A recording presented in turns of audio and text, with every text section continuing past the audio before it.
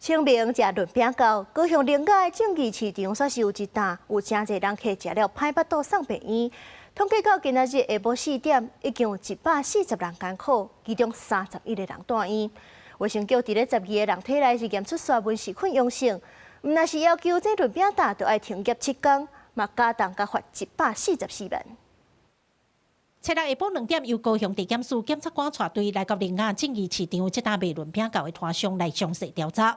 因為有民眾測試食到因的潤餅糕了後，就開始歹腹肚，毋但頭骨人還有人送病院。到初六下晡4點，衛生局接到的通報人數已經增加到140個人，有31個人走目上嚴重要住院。衛生局已經驗出12個人沙門氏菌陽性，佮加上攤商葉暗崁事實。現在衛生局也加重裁罰，同時移送地檢署偵辦。經收集相關患者就醫情形、飲食史及檢驗結果等流行病學調查綜合研判，仍有致病源以及食物中毒的風險，再加重裁罰108萬。因為攤商隱瞞有包肉絲甲卵閃片問題，影響衛生局的調查，衛生局加重裁罰108萬，累計裁罰金額144萬。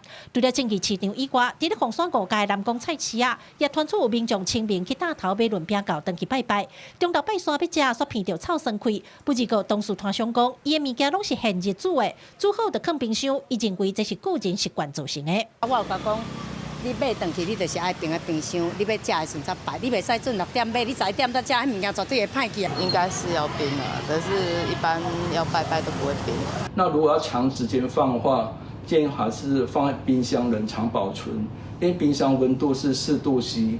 剛好就可以避開7到60度的危險溫度。連續2天，高雄攏傳出疑似潤餅糕的食安問題。醫生強調，潤餅這種食食若無冰，會增高生菌歹去。尤其高雄這陣的天氣攏是在咧20幾度，民眾一定要注意食食的衛生甲保存方式，避免開錢擱怕歹身體。記者柯家族柯超雄高雄場報道。